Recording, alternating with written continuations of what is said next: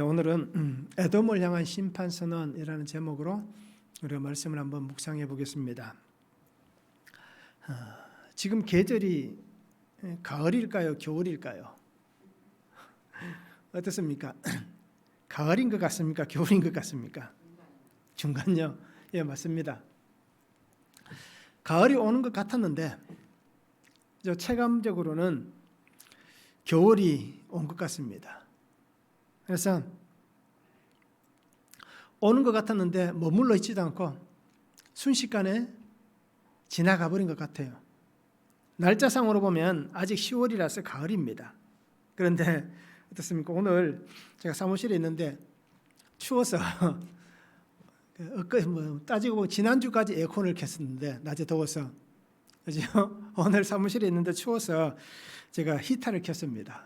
그래서 날씨가 굉장히 빠르게 지나가는 것 같습니다. 우리는 가을을 참 기다렸을 겁니다. 그죠? 가을을 기다리시면서 아마 트렌치 코트 이런 코트도 아마 한 벌씩 사신 분도 있을 거고요. 그래서 가을 되면 멋있게 딱 차려입고 단풍이 떨어지는 낙엽 지는 거리도 싹 걸어보고 그리고 우아하게 찻집에 앉아서 커피도 한잔하고 그러고 싶은 마음들이 아마 있었을 텐데 그렇게 하고 싶은 마음이 사라질 만큼 추운 날씨가 되어버렸습니다. 괜히 밖에 나가면 감기 걸릴 것 같고 그래서 참 어떻게 보면 봄도 굉장히 짧게 지나갔는데 그죠? 가을도 그냥 소리 소문 없이 지나가는 것 같습니다. 그래서 아마 단풍 구경들 하러 가셔야 될 텐데 올해 단풍이 그저 괜찮을지는 모르겠습니다. 날씨가 이렇게 갑자기 추워지면 서리가 내리면 단풍 색깔이 아마 예쁘게 들지 않을 겁니다. 자, 계절의 변화는 우리가 생각하지도 못했을 만큼 빠르게 지나갑니다. 아마 10년, 20년 전만 하더라도 그죠? 우리나라는 제가 학교 다닐 때 초등학교 다니고 중학교 다니고 이럴 때 배운 게 뭐냐면 대한민국은 사계절이 뚜렷한 나라다라고 배웠습니다. 그런데 지금은 어떻습니까? 사계절이 뚜렷하지 않은 나라가 되었습니다. 봄과 가을은 뚜렷하지 않게 그냥 슬쩍 왔다가 슬쩍 지나가 버리는 그러한 시대가 된 것 같아요.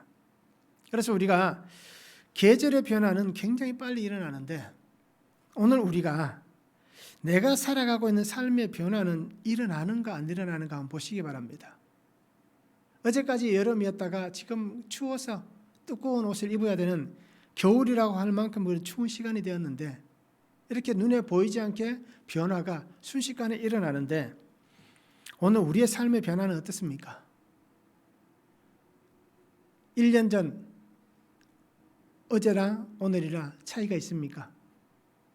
아니면 2021년 1월 1일 날 시작할 때에 하나님 앞에서 마음먹었던 그때나 지금이나 우리의 삶의 변화가 있습니까?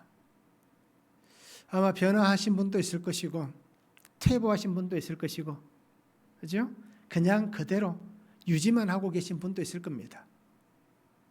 그래서 우리는 이 계절의 변화 같이 우리 삶의 변화도 분명히 일어나야 됩니다. 세상이 변화되어져 가는 계절이 변화되어져 가는 것을 바라보면서 우리가 하나의 지표를 삼아야 됩니다. 하나님이 만드신 계절도 이렇게 늘 변화무쌍한데 우리가 하나님 앞에 살아가면서 우리의 삶의 변화가 없다면 내가 예수님을 처음 믿었었던 그때나 10년이 지난 시간이나 20년이 지난 시간이나 지금의 시간이나 별 변화가 없다면 참 우리는 심각합니다. 그렇잖아요? 세월이 20년, 30년이 지나면 굉장히 많이 바뀌어 있는데 우리는 변화가 없다면 이것은 참 심각한 문제일 것입니다. 우리에게 주어진 시간의 분량이 얼마나 남아있겠습니까? 우리가 살아온 날들보다 살아갈 날들이 많겠습니까? 아마 적을 거예요. 그죠? 저도 적겠지만 우리 권사님이나 전도사님도 어때요? 저보다 훨씬 적을 겁니다. 그렇죠? 그거는 제가 그냥 그렇게 숫자로 생각할 뿐입니다. 그런데 그 남아있는 시간이 누가 길지는 모릅니다.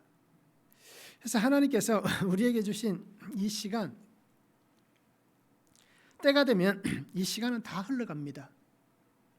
그런데 시간이 우리를 기다려 줄까요?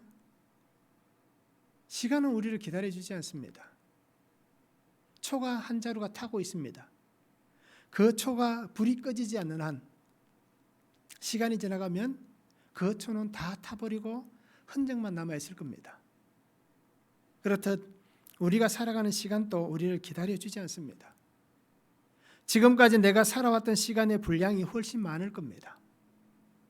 앞으로 내게 남아있는 시간의 분량, 그 시간이 얼마인지는 알 수 없지만 하나님께서 우리를 부르시는 그날은 내가 더 이상 이 땅에서 하나님이 주실 만한 사명이 없을 때, 나에게 맡겨주신 사명이 끝났을 때 하나님은 우리를 아버지의 품으로 데려가시는 겁니다.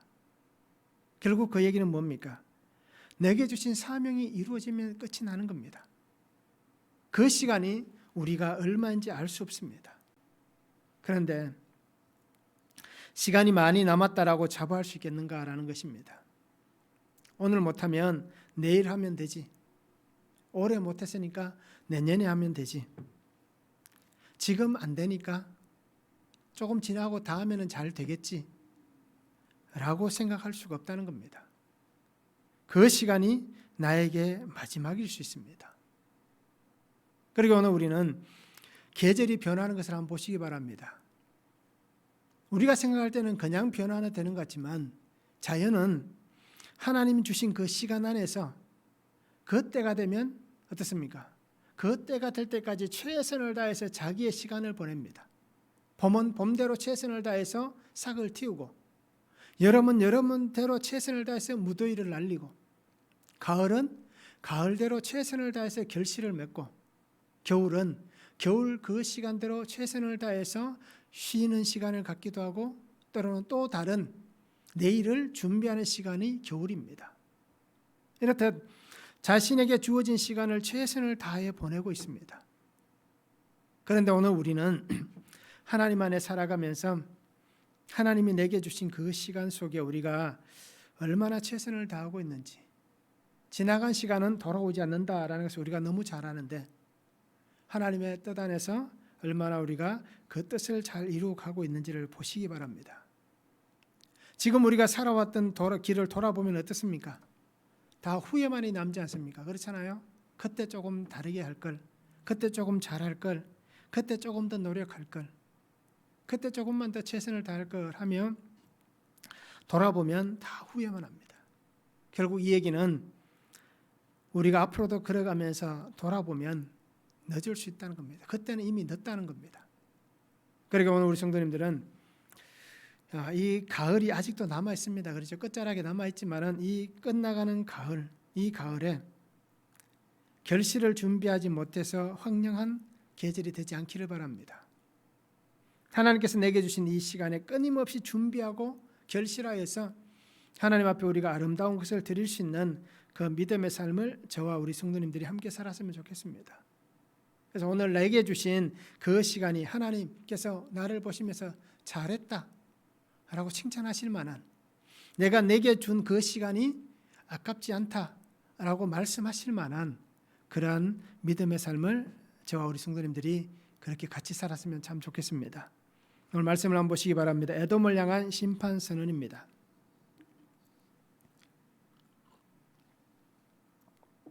하나님은 세일산 에돔을 향해서 심판하십니다.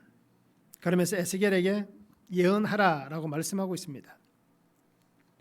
오늘 성경에 보니까 에돔은 왜 심판을 받느냐? 이스라엘이 환난을 당할 때에 그 죄악의 마지막 때에 칼의 위력에 넘겼다라고 얘기합니다. 그리고 이스라엘의 땅을 탐내었고 하나님을 대적하고 조롱하였다라고 얘기합니다. 그래서 에돔은 세일산은 바로 이 자신들의 죄로 인해서 심판을 당하게 됩니다. 그리고는 그때서야 하나님을 알게 될 것이다 라고 말씀해 주고 있습니다. 에돔을 향한 심판서는 첫 번째 보면 에돔을 향한 예언입니다. 1절에서 5절에 보면 또 여호와의 말씀이 내게 임하여 이르시되 인자야 내 얼굴을 세일산으로 향하고 그에게 예언하여 이르기를 주 여호와께서 이같이 말씀하시되 세일사나 내가 너를 대적하여 내 손을 내 위에 펴서 내가 황무지와 공포의 대상이 되게 할지라. 내가 내 성읍들을 무너뜨리며 내가 황폐하게 되리니 내가 나를 여호와인 줄을 알리라. 내가 옛날부터 한을 품고 이스라엘 족속의 환난 때 곧 죄악의 마지막 때에 칼의 위력에 그들을 넘겼도다 라고 말씀합니다. 하나님께서는 에스겔에게 분명하게 말씀합니다. 세일산 에돔을 향해서 말씀을 전하라라고 말씀합니다. 그래서 하나님께서 분명히 말씀하는 것은 내가 세일을 대적한다라고 말씀합니다. 그들이 하나님을 대적하는 것이 아니라 하나님께서 그들을 대적하시겠다라고 말씀합니다. 그런데 우리가 알듯이 에돔도 하나님을 대적하고 있습니다. 그래서 하나님께서는 그들을 향하여서 대적의 칼을 빼셨습니다. 그 땅을 황폐하게 할 것이다. 그 땅을 공포의 대상이 되게 할 것이다 라고 말씀합니다. 황폐하고 황무지가 되고 세상의 두려움의 대상이 놀람거리가 되게 하겠다라고 말씀하고 있습니다. 그래서 오늘 성경에 보니까 하나님께서는 내가 너를 대적하여 내 손을 내 위에 펴서라고 말씀합니다. 하나님의 손을 펴시겠다라고 말씀합니다. 하나님의 손은 우리가 알듯이 어떤 손입니까? 축복의 손입니다. 의로운 오른손이라는 표현을 씁니다. 그래서 하나님의 손을 펴셨다라는 것은 하나님의 사람들에게 복을 주실 때에 하나님이 도우시고 은혜를 베푸실 때에 손을 펴신다라고 말씀합니다. 그런데 오늘 손을 펴신다라는 이 말씀은 축복의 말씀이 아니라 심판의 손입니다. 내가 그들을 치겠다. 그들 위에 손을 펴서 내가 그들에게 이 땅에서 두려움을 느끼게 하겠다라고 말씀하고 있는 것입니다. 하나님은 하나님의 권능 안에서 분명히 행하십니다. 그러면서 하나님께서는 세상을 향하여서 긍휼을 베푸실 때도 있고 그리고 하나님은 징계하실 때도 있습니다. 오늘 하나님은 확고하게 그 말씀을 통하여서 확정 짓습니다. 그것이 무엇입니까? 내가 그들을 향해서 심판의 손을 펴서 내가 채찍과 징계의 손을 펴서 그 땅을 치겠다라고 분명히 말씀해 주시고 있습니다. 그러면서 너희가 황무지와 공포의 대상이 되게 할 것이다 라고 말씀하시는데 이 황무지는 황폐해야 되는 것을 얘기합니다. 사막과 같이 되는 것을 얘기합니다. 또는 그 황무지라는 뜻 속에 보면 유린이라는 뜻이 있습니다. 유린하였다라는 단어를 뜻을 쓸 때 보면 어떻습니까? 완전히 회파하는 것을 얘기합니다. 그래서 황무지 또 공포라고 얘기합니다. 공포도 황무지, 황폐케 했다라는 같은 뜻을 가지고 있습니다. 그리고 이 공포는 옛날 성경에 보면 놀랍다라고 표현합니다. 놀라움이 되게 하겠다라고 표현하듯이 바로 놀라움이란 그 뜻도 있습니다. 그래서 하나님께서 황무지와 공포의 대상이 되게 하겠다라고 이렇게 말씀하시는 것, 반복적으로 같은 의미를 가지고 두 단어를 사용하시는 것은 하나님께서 그것을 하시기로 결정하셨다. 하나님의 확고한 결단을 표현하시는 하나님의 방법입니다. 그래서 예수님께서 진실로 진실로 너희에게 이르노니 라고 말씀하실 때도 보면 그 뜻을 우리가 분명히 알 수가 있는 것입니다. 그래서 오늘 하나님의 마음이 이제는 에돔을 향하여서 이렇게 결정하셨다라는 뜻입니다. 에돔을 향한 하나님의 마음은 이 땅을 온전히 황폐화시키는 것입니다. 그래서 이 에돔이란 족속이 세상 속에서 세상의 모든 족속들에게 본보기가 되게 하시는 하나님을 대적하고 하나님의 백성을 향하여서 악과 죄를 행하는 모든 사람들은 내가 이렇게 징계할 것이다 라고 하는 세상의 놀람거리가 되는 교훈거리가 되게 하시는 하나님의 모습입니다. 그래서 황폐한 땅, 공포의 땅이 되게 하신다라고 말씀해 주시고 있습니다. 에돔이 어떻게 했습니까? 왜 이들이 이렇게 징계를 당하는 것입니까? 그 이유는 분명히 하나님을 대적한 그 가운데도 있지만 오늘 성경 5절에도 보면 그들이 왜 이렇게 징계를 받아야 되는지 그것에 대해서도 분명히 말씀해 주시고 있습니다. 그것이 뭐냐면 내가 옛날부터 한을 품고 이스라엘 족속의 환난 때 곧 죄악의 마지막 때에 칼의 위력에 그들을 넘겼도다라고 말씀합니다. 한을 품었다라고 얘기합니다. 한이란 단어는 적대감이란 뜻을 가지고 있습니다. 정오를 나타내고 혐오를 나타내는 단어입니다. 한. 우리가 생각하는 우리나라의 한과는 조금 다른 거예요. 그죠? 정오와 혐오. 우리는 한을 품었다라고 얘기할 때 어떻습니까? 정오와 혐오보다는 어떻게 보면 좀 더 슬프고 애절한 그러한 뜻을 우리는 많이 쓰잖아요. 그렇게 조금은 차이가 있는 것 같습니다. 그런데 중요한 것은 이 한을 품었는데 어떻게 품었느냐? 그것이 에돔이 시작할 때부터 그리고 지금 칼의 위력 앞에 그들을 넘겨주는 이 시간까지 그들이 한을 품었다라고 얘기합니다. 그래서 하나님께서는 이 에돔과 이 이스라엘은 어떤 관계였습니까? 시작할 때 어떤 관계입니까? 에돔은 에서의 어떻게 보면 애칭이잖아요. 붉다라는 그 애칭이잖아요. 그런데 이 에돔이 시작한 것은 바로 에서에서 출발합니다. 그러면 에돔과 이스라엘은 형제 나라입니다. 야곱과 에서는 친형제간이었습니다. 바로 형제간이 이렇게 나누어진 겁니다. 그런데 시작 때부터 한이 있었다라고 얘기합니다. 오랜 시간이 지났지만 그들 속에는 악연의 관계가 어떻습니까? 계속해서 유지되고 있다라는 것입니다. 야곱과 에서의 관계, 형제이지만 그 관계가 어떻습니까? 좀 불편하고 어려운 형제 관계입니다. 누구의 잘못입니까? 먼저는 야곱의 잘못입니다. 그렇지만 그 관계가 틀어졌습니다. 하나님께서는 분명히 야곱을 택하셨음에도 불구하고 에서는 자기가 장자로서의 그것을 놓을 수가 없는 겁니다. 그래서 이 시작부터 이들의 관계는 악연으로 시작되는 겁니다. 그러다가 시간이 계속해서 지나갑니다. 민수기 20장 14절에서 21절을 보면 우리 가운데로 지나가지 못하리라 내가 칼을 들고 나아가 너를 대적할까 하노라 라고 하는 말씀이 있습니다. 모세와 함께 이스라엘 백성이 가나안 땅으로 갑니다. 그 가는 여정 가운데 에돔을 지나가야 됩니다. 그래서 모세가 에돔 왕에게 도움을 청합니다. 우리가 당신의 땅을 지나갈 수 있게 해달라라고 얘기합니다. 그런데 에돔 왕이 어떻게 합니까? 절대로 지나갈 수 없다. 너희가 만약에 내 땅에 발을 들이기만 하면 내가 칼을 들고 나아가서 너를 대적하겠다라고 얘기합니다. 그래서 하나님은 어떻게 하십니까? 에돔과의 다툼을 피하게 하십니다. 그래서 모세와 백성들은 길을 결국 돌아서 갑니다.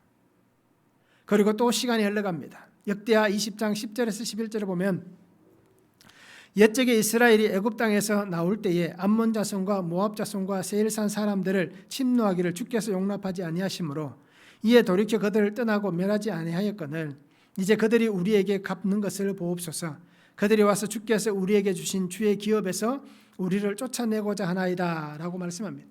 유다의 여호사밧 왕 시대의 얘기입니다. 모압과 암몬과 에돔이 연합해서 유다를 치러 온 겁니다. 그래서 유다를 공격하고 있는 그들의 모습, 시간이 계속해서 흘러갑니다. 그러면서 오늘 칼의 위력에 넘겼다라고 말씀합니다. 이 칼의 위력은 바로 이 유다가 멸망하는 때입니다. 바벨론에 의해서 어떻습니까? 이 유다가 마지막으로 멸망을 당합니다. 그런데 칼의 위력에 넘겼다라는 이 표현이 바로 에돔이 바벨론이 유다를 침략할 때에 그들을 도와주었다는 겁니다. 그들과 함께 동맹이 되어서 그들에게 협조하였고 유다를 공격하였고 유다의 백성을 죽이는데 그들도 한몫한 것입니다. 그래서 오바다 1장 10절에서 14절에도 보면 이 얘기가 등장합니다. 그리고 유대 역사가 요세푸스의 글에도 이 부분이 나타납니다. 그래서 에돔이 바벨론을 도와서 그들이 어떻게 했는지에 대해서 분명히 요세푸스도 그 글로 증언을 하고 있습니다. 에돔은 바벨론에 적극적으로 가담했습니다. 그래서 그들이 한 행동을 보면 그 유다 백성들이 전쟁에서 지니까 어떻게 합니까? 도망을 가야 되잖아요. 도망가는 그 백성의 퇴로를 막고 그들을 죽이고 또 포로로 잡혀가는 것을 보면서 환호하고 기뻐했다라고 얘기를 합니다. 왜 그랬느냐? 그들이 오늘 성경에도 계속해서 나오겠지만 그들이 이 유다 땅, 가나안 땅을 이제 우리가 차지하게 됐다. 하나님께서 이제 우리에게 주실 것이다. 옛날에 우리 땅이었다. 한을 품었다라고 했잖아요. 에스가 받아서 이것이 우리의 기업이 되어야 되는데 야곱이 가로챘기 때문에 이것이 우리의 기업이 되지 못했다. 그러니까 이제 우리가 그것을 가지게 되었다라고 생각하면서 포로로 잡혀가는 유다를 보면서 기뻐하고 환호를 지르게 된 것입니다. 그래서 하나님은 이런 에돔을 심판하시는 것입니다. 하나님을 향하여서 악을 행하고 하나님의 백성들에게 악을 행하는 그 사람들, 그들을 향하여서 하나님은 그 손을 펴시고 그들을 심판하시고 있는 것입니다. 그것을 에스겔에게 말씀하라라고 그렇게 선언하셨습니다. 말씀을 한번 적용해 보시기 바랍니다. 하나님께서 나를 향하여서 말씀하십니다. 그런데 그 말씀들을 들으면서 나의 삶에 어떤 일들이 계속해서 일어납니다. 하나님의 말씀을 통하여서 나의 삶에 황폐한 사건이 찾아옵니다. 나를 황무지가 되게 하고 내가 세상의 놀람거리가 되게 하는 이 황폐하게 되는 사건들이 무엇이 있습니까? 어떤 사건들이 있었습니까? 이것을 말씀으로 한번 적용해 보시기 바랍니다. 그리고 그 사건을 통해서 하나님은 나를 심판하시는 분이십니까? 그 사건을 통해서 하나님은 나를 회복시키시는 분이십니까? 말씀 우리가 한번 적용해 보시기 바랍니다. 나를 황폐하게 하는 사건이 분명히 있습니다. 그런데 그 사건이 나를 심판하시는 것인지 나를 다시 회복시키시는 것인지를 우리가 말씀을 적용하시면서 한번 보았으면 좋겠습니다. 두 번째는 피가 너를 따르리라 라고 말씀합니다. 6절에서 9절에 말씀합니다. 그러므로 주 여호와의 말씀이니라 내가 나의 삶을 두고 맹세하노니 내가 너에게 피를 만나게 한즉 피가 너를 따르리라. 내가 피를 미워하지 아니하였은즉 피가 너를 따르리라. 내가 세일산이 황무지와 폐허가 되게 하여 그 위에 왕래하는 자를 다 끊을지라. 내가 그 죽임 당한 자를 그 여러 산에 채우되 칼에 죽임 당한 자를 내 여러 몇 뿌리와 골짜기와 모든 시내에 엎드러지게 하고 너를 영원히 황폐하게 하여 내 성읍들에 다시는 거주하는 자가 없게 하리니 내가 여호와인 줄을 너희가 알리라 라고 말씀합니다.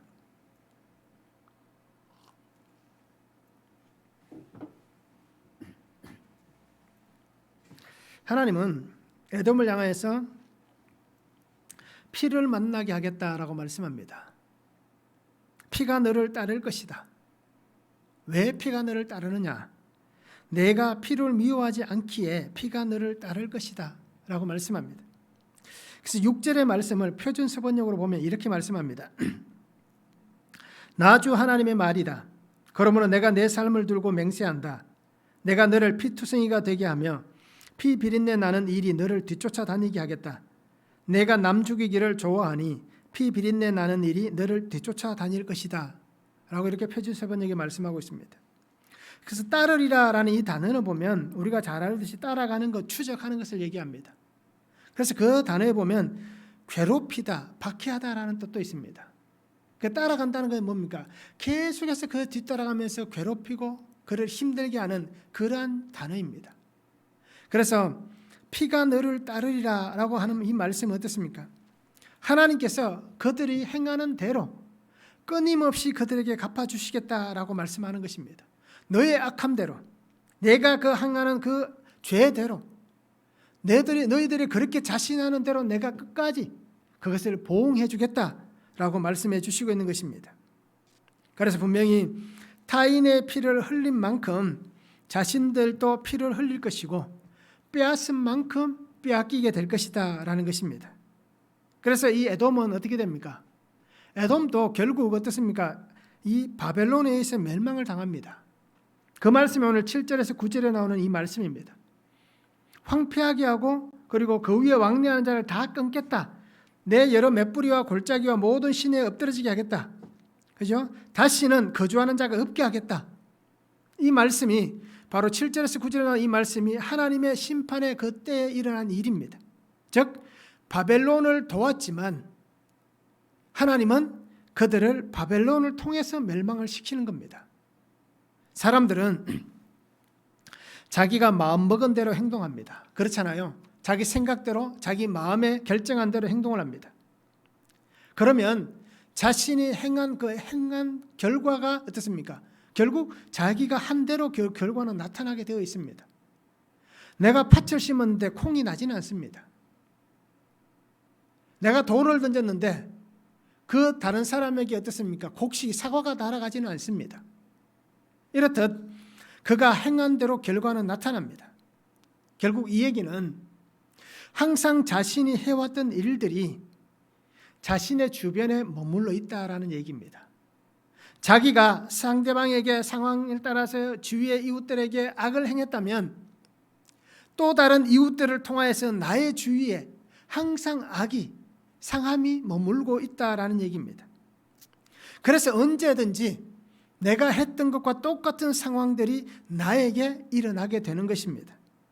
그래서 하나님은 이 에돔 땅을 하나님께서 어떻습니까? 그 바벨론을 통해서 결국 그들도 그 땅에서 멸망을 당하게 합니다.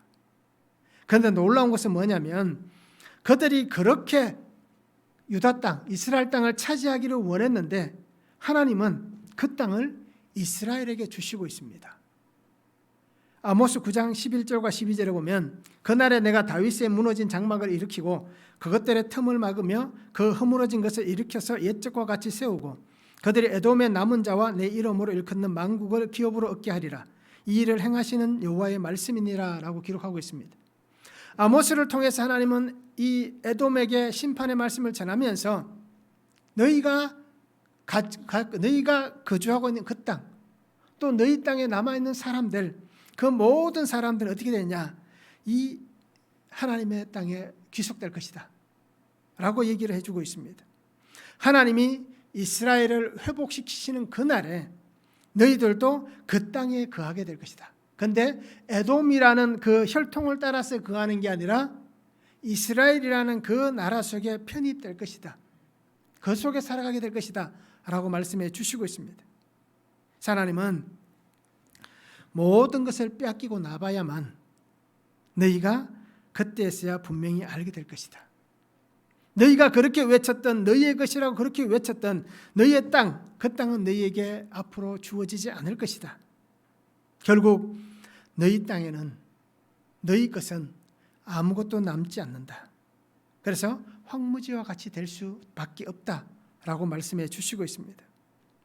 말씀을 한번 적용해 보시기 바랍니다. 하나님께서 악한 자에게 반드시 갚아주시는 분이심을 확신합니까? 그래서 우리가 어떻습니까? 선과 악은 동전의 양면과 같습니다. 하나님을 믿는 나는 하나님이 어느 쪽에 내가 서 있기를 원하시는지, 내가 어느 쪽에 서는 것을 기뻐하시는지 우리가 말씀을 한번 적용해 보시기 바랍니다. 그리고 또 하나는 피가 너를 따르리라 라고 얘기합니다. 우리가 하나님 안에서 늘 죄를 짓고 있지 않습니까? 똑같은 죄를 반복해서 짓고 반복해서 짓고 반복해서 짓는 그러한 죄의 습관으로 살아가고 있지 않습니까? 그래서 그 죄가 습관처럼 나를 따르고 있지는 않는지, 그러면 나를 따르고 있는 그 죄를 어떻게 해야 할지를 우리가 말씀으로 한번 적용해 보시기를 바랍니다. 세 번째는 대적하는 소리를 들었다라고 말씀합니다. 10절에서 15절에 말씀합니다. 내가 말하기를 이 두 민족과 두 땅은 다 내 것이며 내 기업이 되리라 하였도다. 그러나 여호와께서 거기에 계셨느니라. 그러므로 주 여호와의 말씀이니라. 내가 나의 삶을 두고 맹세하노니 내가 그들을 미워하여 노하며 질투한 대로 내가 내게 행하여 너를 심판할 때에 그들이 나를 알게 하리라. 내가 이스라엘 산들을 가리켜 말하기를 저 산들이 황폐하였으므로 우리에게 넘겨주어서 삼키게 되었다 하여 욕하는 모든 말을 나 여호와가 들은 줄을 내가 알리로다. 너희가 나를 대적하여 입으로 자랑하며 나를 대적하여 여러 가지로 말한 것을 내가 들었노라. 주 여호와께서 이같이 말씀하셨느니라. 온 땅이 즐거워할 때에 내가 너를 황폐하게 하되 이스라엘 족속의 기업이 황폐함으로 내가 즐거워한 것 같이 내가 너를 황폐하게 하리라. 세일사나 너와 에돔 온 땅이 황폐하리니 내가 여호와인 줄을 무리가 알리라 하셨다라 라고 말씀합니다. 하나님은 에돔이 대적하는 소리를 들으셨습니다. 그래서 그 대적하는 소리가 뭐냐라고 우리가 생각해 보시길 바랍니다. 그 대적하는 소리가 바로 첫 번째는 탐욕의 소리입니다. 하나님이 탐욕의 소리를 들으셨습니다. 오늘 말씀해 보니까 두 민족과 두 땅은 다 내 것이며 내 기업이 되리라 라고 하는 그들의 탐욕의 소리를 들으셨습니다. 앞에서 말씀드렸듯이 이것은 원래 우리 거였다, 원래 에서의 것이었다라고 얘기하는 겁니다. 원래 우리에게 올 땅이었다라고 주장하는 것입니다. 장자로서 받아야 될 당연한 몫이었다라고 주장을 하는 것입니다. 그래서 이스라엘이 멸망하는 그때에 그들이 그 땅을 자신들의 소유로 만들려고 하고 있습니다. 그래서 그 탐욕, 그 소리를 하나님께서 들으신 겁니다. 그런데 어떻게 하셨습니까? 그들의 계획과 생각대로 되지는 않았습니다. 왜요? 오늘 성경에 보면 분명히 이렇게 얘기합니다. 하나님께서 거기에 계셨다. 이 땅과 이 민족은 우리 것이다 라고 얘기하는 그때에 하나님께서 거기에 계셨다라고 말씀합니다. 탐욕이 가득한 곳에 그들이 빼앗고 취하려고 하는 그 땅에 하나님이 거기 계시면서 그들이 그것을 넘보지 못하도록 빼앗을 수 없도록 하나님께서 행하시고 있습니다. 하나님의 통치 아래 있는 것입니다. 하나님의 것을 자기의 것이라고 말하는 그 모든 것들이 결국 어떻습니까? 탐욕의 죄가 되는 것입니다. 오늘 우리도 마찬가지입니다. 우리 속에 이 에돔과 같은 탐욕이 있습니다. 그렇잖아요. 내 것이라고 여기며 내가 했다라고 여기고 내가 땀 흘렸다라고 생각하고 내가 수고했다라고 생각합니다. 내가 이렇게 애써서 노력했는데 왜 하나님께 드려야 되는가라고 반문하는 사람도 많습니다. 우리 교회 성도님들은 그런 분들이 안 계시겠지만 요즘 보면 젊은 기독교인들 가운데 이런 생각들이 많습니다. 11조를 드려야 되는가? 그러면서 하는 얘기가 뭐냐면 그것은 구약에 나와 있는 말씀이기에 우리가 굳이 그것을 따를 필요가 있는가? 라고 말하는 사람들이 참 많이들 있습니다. 어떻습니까? 이해가 안 되시겠죠?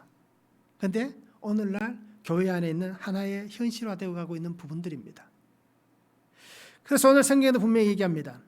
탐욕은 이것이 내 것이라고 얘기하는 것, 하나님의 것을 구별하여 하나님께 드리라고 말씀하셨음에도 불구하고 그것이 내 것인 양 내가 가지고 있다면 그 탐욕으로 인해서 결국 어떻습니까? 하나님이 그 탐욕의 소리를 듣고 그 소리가 하나님을 대적하는 소리다라고 말씀하는 것입니다. 그래서 결국 그들이 멸망하는 하나의 원인이 되는 것이 바로 이 탐욕 때문입니다. 소유를 통하여 하나님을 대적하는 것은 하나님을 향한 범죄이고 하나님을 멸시하는 행동입니다. 에스겔 36장 5절에 보면 나와 있습니다.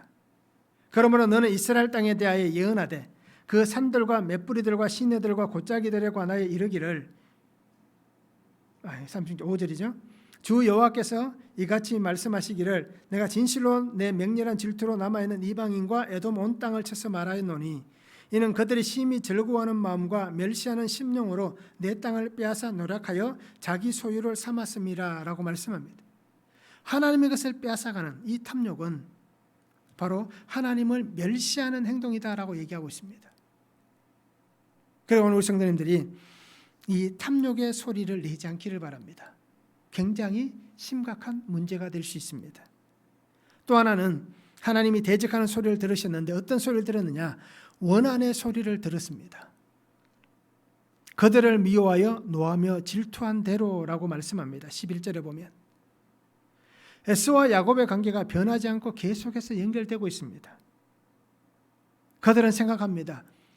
이 가나안의 좋은 땅, 이 젖과 꿀이 흐르는 땅, 그곳이 우리의 소유인데 오랜 시간이 흘렀음에도 불구하고 어떻습니까? 결국 그들 속에 자리 잡고 있는 그 생각, 그 사고, 그것은 저 땅은 우리 땅인데 결국 이 원한의 소리가 되는 것입니다. 하나님께서는 그 소리를 들으셨습니다. 그리고 그들에게 그들이 품은 대로 갚아주신다라고 말씀하고 있습니다. 어떻게 갚으셨습니까? 그 땅에서 그들이 멸망당하는 것이고 자기의 소유로 남아있는 것이 아니라 이스라엘 소유로 귀속되어 버리고 더 이상은 에돔이라는 땅은 사라지게 되는 것입니다. 또 한 가지 대적하는 소리를 들으셨는데 어떤 소리를 들으셨느냐? 교만과 악의 소리를 들으셨습니다. 하나님을 향하여 입으로 욕하는 모든 말 12절부터 쭉 나와 있습니다. 그리고 대적하며 자랑하는 입의 말 여러 가지 말들을 하나님께서 들으셨습니다. 우리가 생각할 때에 하나님께서 내 마음에 있는 소리는 듣지 못하시겠지. 아니면 이 세상에 75억이나 되는 인구, 이 수많은 인구가 하는 말 하나님이 다 들으시겠나? 다 아시겠나? 라고 우리가 생각할 수 있잖아요. 그러면서 내가 하나님을 향해서 불평을 내고 불만을 내고 하나님을 어떻게 보면 오늘 성경같이 욕하는 말도 하고 여러 가지 말로 내 입에 담아서 하나님을 향하여 했던 말, 때로는 믿지 않는 사람들과 함께 동조해서 하나님을 향해서 비난했던 말들, 이 수도 없이 많은 말들, 그 행동들 하나님이 아시겠나? 라고 생각할 수 있겠지만 하나님은 다 아시는 겁니다. 다 들으시는 겁니다. 그래서 그들의 삶의 환경은 어떻습니까? 에돔이라는 나라를 하나님이 허락해 주셨습니다. 불다라고 얘기하는 그것은, 그리고 그 땅이 어떻게 보면 굉장히 그렇게 나쁜 땅도 아니었습니다. 에돔 세일산도. 그래서 좋은 환경을 하나님 주셨습니다. 그리고 그 기업을 주셨는데 그들은 자신들의 삶에 하나님이 없는 자의 삶을 살았습니다. 에서가 그렇게 살아갔기 때문에 그 후손들이 그렇게 산 것입니다. 하나님 두기를 싫어하는 자들의 삶이었습니다. 결국 하나님 두기를 싫어하는 자들 속에 뭐가 있겠습니까? 교만과 악만이 남아있는 것입니다. 하나님이 없다는 겁니다. 하나님께서 없다라고 얘기하는 사람들 속에 뭐가 있겠습니까? 내 힘으로 모든 것을 할 수 있다. 내가 힘이 있으면 다 할 수 있다. 내가 권력이 있으면, 내가 돈이 있으면, 내가 건강이 있으면 다 할 수 있다. 라고 여기는 이 교만함의 삶만이 그들에게 있었던 것입니다. 왜요? 하나님이 없기 때문에. 하나님 두기를 싫어했기 때문입니다. 결국 그렇게 되다 보니까 하나님의 것을 하나님의 것이라고 인정하지 않고 하나님의 것도 자기의 것이라고 외치는 그 교만만이 그들 가운데 있는 것입니다. 그 악의 소리만 그들 가운데 가득 차 있는 것입니다. 그 악함을 가지고 세상을 뒤집어 엎겠다. 우리가 이 악을 가지고 세상을 새롭게 변혁시키겠다. 이 악을 가지고 세상에 우리가 주도권을 잡겠다. 라고 살아가는 그들의 모습만 남아있는 것입니다. 그래서 결국 어떻습니까? 하나님은 그들의 그 교만, 그리고 그 악의 소리를 들으신 하나님은 그들을 세상의 조롱거리로 만드셨습니다. 앞에서 말씀드렸잖아요. 바벨론에 협조해서 유다를 공격하고 도왔던 나라인데 결국 누구에게 멸망당합니까? 바벨론에게 멸망을 당하는 겁니다. 결국 세상의 조롱거리가 되는 것입니다. 하나님을 향하여서 입술의 말과 나의 삶의 행동을 항상 주의해야 됩니다. 바르게 할 수 있어야 됩니다.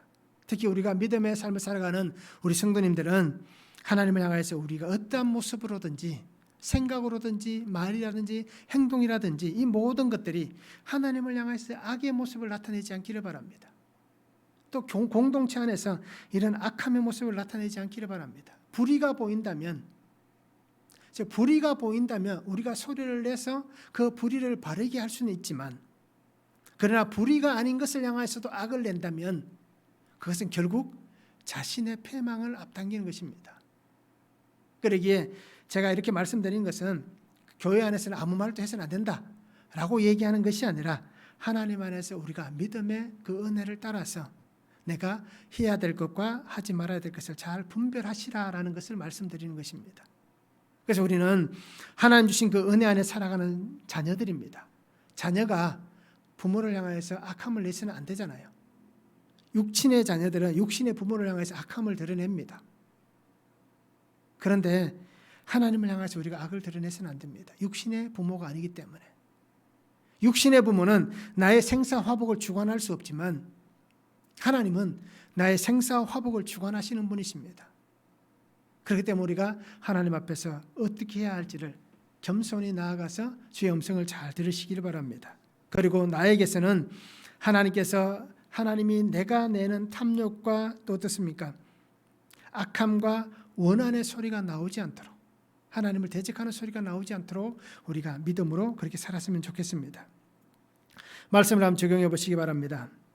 나는 어떤 소리를 하나님께 들려주고 있습니까? 매일매일 살아가시면서 내 입의 고백과 내 입의 소리는 무엇입니까?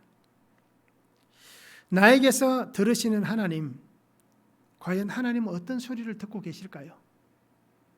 그렇죠? 그러면 내가 어떤 소리를 들려주고 있는지를 한번 적용해 보시길 바랍니다.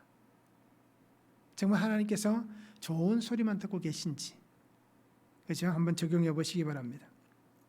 또 하나는 혹시라도 우리는 하나님의 것을 내 것이라고 고집하지는 않습니까? 하나님의 것을 내 것이라고.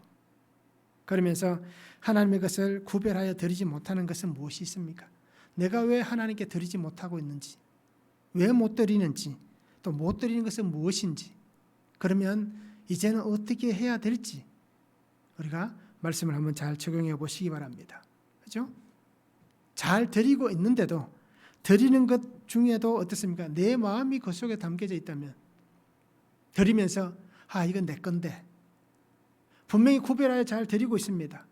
그러면서도 그 드리는 것 속에 내 마음이 들어가 있고 내 생각이 들어가 있고 세상의 환경이 들어가 있다면 결국 드리지만 드리는 것이 아닙니다. 그리고 우리가 하나님 앞에서 하나님 것을 구별하여 드리지 못하는 것은 무엇이 있고 어떻게 드려야 할지를 우리가 말씀을 한번 적용해 보시기 바랍니다. 결국 에돔은 하나님 앞에서 분명히 심판을 받습니다.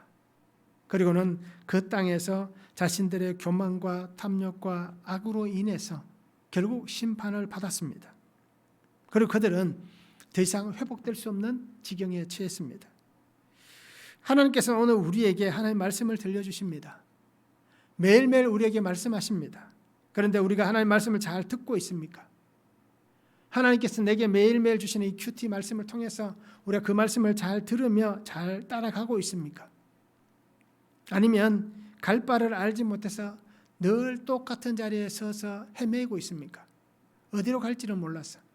하나님은 앞에서 이리 오라고 계속해서 손짓하시는데 나는 갈 바를 알지 못해 하나님의 손이 보이지 않고 말씀이 들리지 않아서 갈 바를 알지 못해서 늘 그 자리에서 뱅뱅 돌고 있지는 않습니까? 우리가 하나님 앞에서 하나님 주시는 그 은혜를 붙잡고 살아가면서 말씀을 잘 듣고 말씀대로 순종하며 걸어가시기 바랍니다. 그래서 아버지의 그 은혜가 나의 삶의 능력이 되는 그 복된 삶을 우리 성도님들이 살아가시기 바랍니다. 그러기 위해서는 우리가 주님만 붙잡으시기 바랍니다. 세상의 모든 것은 있다가 없다가 사라지는 것들입니다. 때로는 있을 수도 있고 때로는 없을 수도 있습니다. 그런데 그것 때문에 그 헛된 것 때문에 우리의 마음을 빼앗기지 않기를 바랍니다. 그리고 우리가 믿음 안에서 하나님 중심의 삶을 살아야 되는데 인본주의적 삶을 살아가고 있다면 우리의 그 인본주의를 벗으시기 바랍니다. 벗고 신본주의를 입으시기 바랍니다. 그래서 주만 바라보며 사는 삶이 되기를 소망합니다. 그런 우리의 삶 속에 주님께서 나를 통하여서 역사하시는 놀라운 은혜의 삶이 될 수 있기를 주님의 이름으로 축원합니다. 기도하겠습니다. 사랑의 아버지 하나님 감사합니다. 오늘도 우리에게 주신 말씀을 바라봅니다. 아버지 하나님 에돔을 향하여서 심판하십니다. 그 백성들이 가지고 있던 마음들, 그들이 살아가고 있는 그 삶의 모습들, 그들의 그 악함과 죄를 심판하십니다. 그들이 하나님을 대적하고 하나님을 조롱하고 하나님을 멸시하였습니다. 그러기 하나님이 참지 않으시고 이제 마침내 그 땅을 멸망시키십니다. 그러면서 하나님 그들을 향하여서 분명히 말씀합니다. 오늘 우리가 이 심판의 말씀을 들으면서 내가 하나님 앞에서 어떻게 살아가야 할지를 다시 한번 묵상하게 하시고 하나님 안에서 내가 어떻게 살아왔고 또 내가 어떻게 하나님의 음성을 듣고 있고 또 하나님께서 주시는 그 말씀을 듣고 나는 잘 가고 있는지 또 하나님의 것을 내 것이라고 고집하고 내 것이라고 우기고 내가 이렇게 해서 수고해서 흘리고 땀 흘렸던 모든 것이라고 하나님을 향하여서 말하고 있지는 않는지 아버지 하나님 나를 돌아보게 하시고 점검하게 하시고 말씀으로 나를 새롭게 깨우쳐 주시는 그 은혜 안에서 주 말씀으로 새롭게 변화된 그리스도의 사람이 되게 하여 주시옵소서.